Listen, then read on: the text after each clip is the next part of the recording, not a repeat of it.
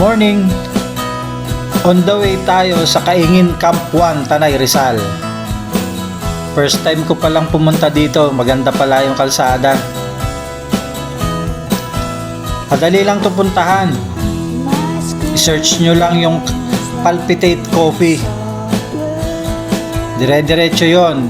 Pero bago kayo makarating doon, sa bandang kanan makikita nyo yung arko ng Barangay Cuyambay. Papasok kayo ron, pababa. Tapos makikita nyo yung Palpitate Coffee sa bandang kanan, diretso pa kayo. May makikita kayong mga signage na orange, kakanan kayo ron. Sundan nyo lang yon. Sa unahan lang siya konti ng dagat-dagatan campsite. Madali lang siyang puntahan. Ito yung papasok doon sa loob ng Barangay Cuyambay. Pababa, matarik yung kalsada. May kaparasong rough road. So pag ahon nyo, may maliit na river crossing. Ito yon. Pag ahon nyo, pagbaba nyo dyan, yun na yung dagat-dagatan campsite. So, sa unahan lang ng konti, naroon na yung Kaingin Camp 1.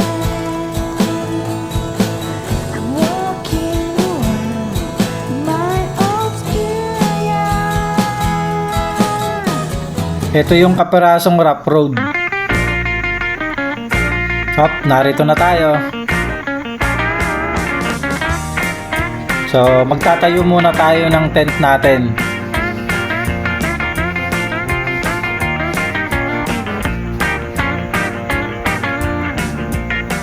Kung mapapansin ninyo dito, napakalakas ng hangin kasi nasa ibabaw tayo ng bundok.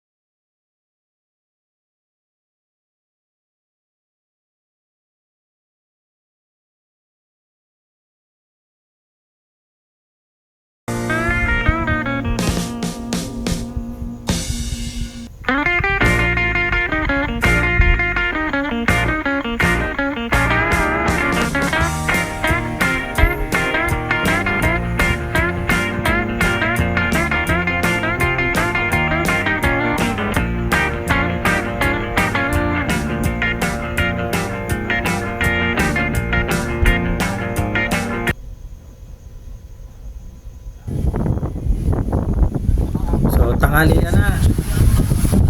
Napot na kami ng alauna. Ay, dahil nahirapan akong magkabit ng tent sa sobrang lakas ng hangin. Grabe. Mala signal number 2. Ang lakas ng hangin dito. So, ang ulam natin ngayon, sinugno. Ito yung inihaw na tilapia. Tapos lalagyan mo siya ng gata. Madali lang itong gawin. So, lagay ka lang ng mantika, sibuyas, bawang, may konting luya. So, sili para medyo maaroma. Konting paminta. Ito yung gata ng nyog. Siyempre kailangan yung fresh para masarap. So, lalagay na natin yan. Oo, may piranda. May piranda. Ayun, may piranda kulay brown. Lutuin. Tapos masarap siya. Lalagyan ko na ng konting alat. Nilagyan ko muna ng konting tubig para medyo matirahin ka na. Tuyo. Ito na yung inihaw natin tilapia. So paghahaluin lang natin yan, tatakpan ng konti. Ito na. Sarap. World class. Nakain na. Gutom na. Late na yung lunch namin. Nga pala, ayan o, naglagay ako ng additional na bubong kasi paikot na yung araw. Kaya naglagay ako para medyo maliliman kami. Ang problema, nasira yan sa sobrang lakas ng hangin. Talagang hindi kaya. Kaya after namin kumain, naisipan ko na tanggalin na. At the same time, lagyan ng suporta yung mga tent para tangayin. Ito ang gabi dito. Grabe, habang gumagabi, palakas ng palakas yung hangin. Napakalamig. Kaya kung pupunta kayo dito, huwag niyong kakalimutan magdala ng panlamig, kumot, extra. Siguradong giginawin kayo. Siguro dala na rin ang panahon natin ngayon. Tapos sobrang lakas pa ng hangin. Yung hangin dito, minuto lang yung pahinga. Tapos hampas na naman. Grabe.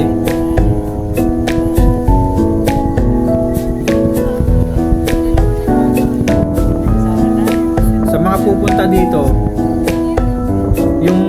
kung wala kayong mga tent, okay lang. Dahil meron silang pinarerentahang tent.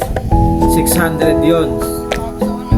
Ngayon, kung wala rin kayong dalang mga gamit, mga lutuan, meron silang provided 300, babayad kayo. Lahat na yon, kaldero, mga gamit. Ngayon, kung magbo-bonfire kayo, 200 pesos. Hindi nagsasara tong campsite na to. Lahat ng holiday, bukas sila. Holy Week, Christmas, New Year, open tong campsite na to. Kaya walang problema. Ito nangyari. Tingnan nyo yung nangyari sa lechon namin. Kasi pinabantayan ko sa anak ko habang nagkakabit ako ng additional na ilaw. Wala kasi mapagsabitan kaya nagpako ako dun sa puno. Ayan. Ang nangyari, sa sobrang lakas ng hangin, umapoy, sunog. Pero masarap pa rin kasi lechon. Sabi nga nila, tutong outside, juicy inside.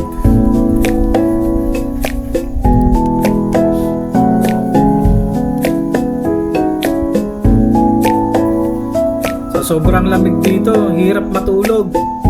Akala mo umuulan sa sobrang lakas ng hangin, pero tunog lang ng hangin. Kaya yung comforter namin, laging kumot.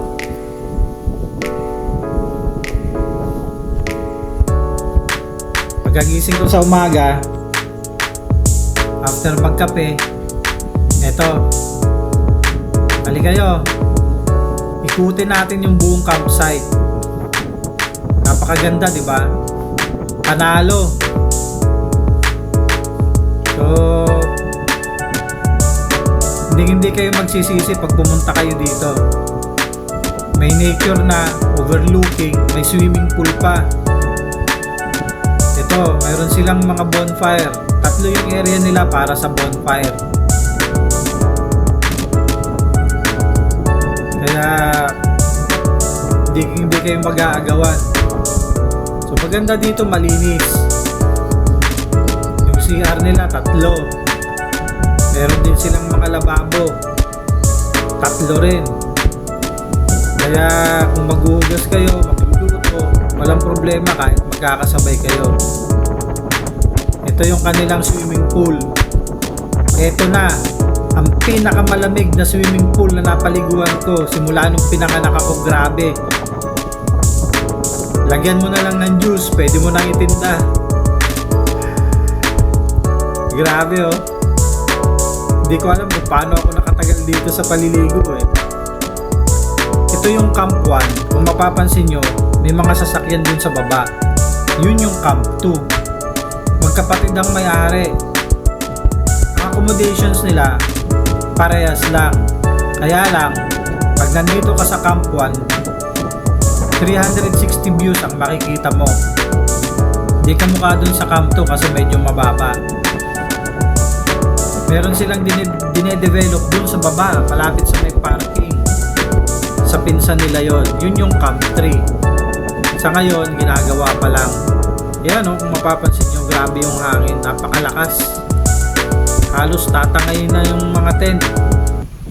Ito nga pala yung kanilang triangle house.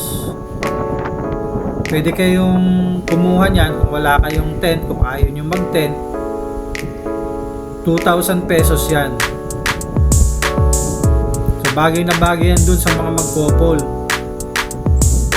Sa lamig dito, sigurado pagyayakapan kayo.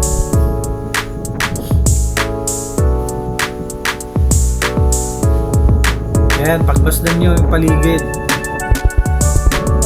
Maganda siya. Yan o. Yan lang ang kalaban dito. Napakalakas ng hangin. Kaya siguraduhin nyo meron kayong dalang panlamig. Para kang nasa Tagaytay. Napakalamig.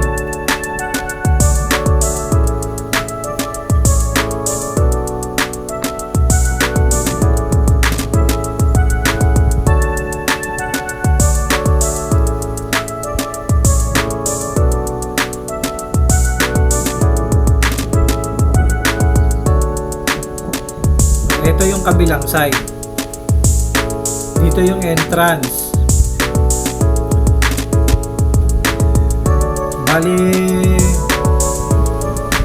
dalawa yung akyatan dito, dalawa yung daan. Aakyat ka tapos magsasanga, kaliwa at kanan. Mamimili ka lang kung saan mo gustong dumaan.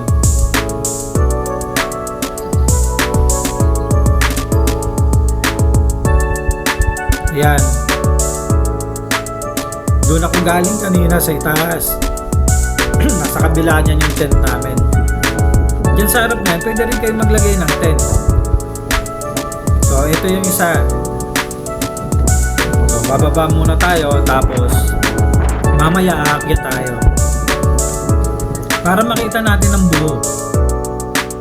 So, magmula sa baba, paakyat, hanggang dun sa itaas.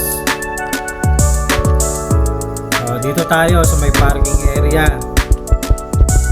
Aakyat ako.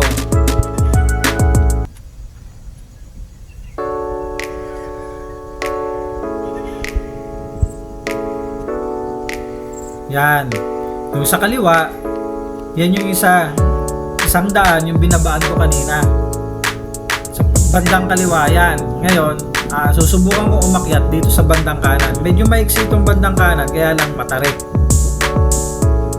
Dito, sarap magpicture, panalo.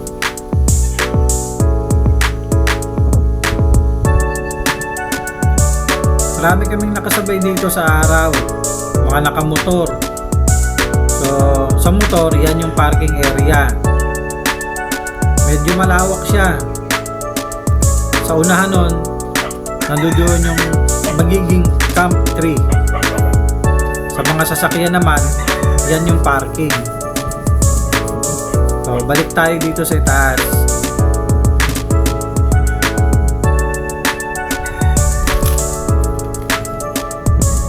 Siya nga pala, ang entrance fee dito, 250 ang adult, 200 sa senior, 125 sa kids. Ang parking fee, 30 pesos. 50 pesos naman para sa tent pitching. So, sa ibang impormasyon, lalagay ko na lang sa bandang huli nito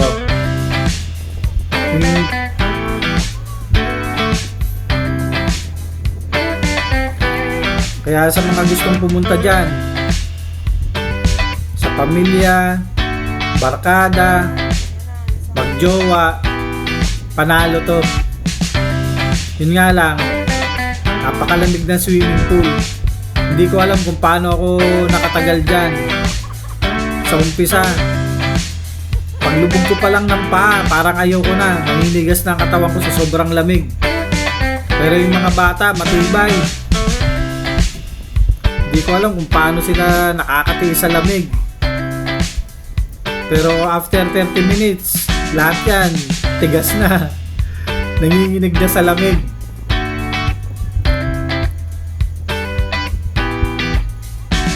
So, sa mga nakapanood ng video na to, maraming salamat sa inyo. So, samahan niyo uli kami sa susunod naming mga adventure. So, please subscribe para magkakasama tayo. Pwede nyo na rin i-like and i-share para doon sa mga nagbabalak na pumunta dito, at least meron na kayong basic information.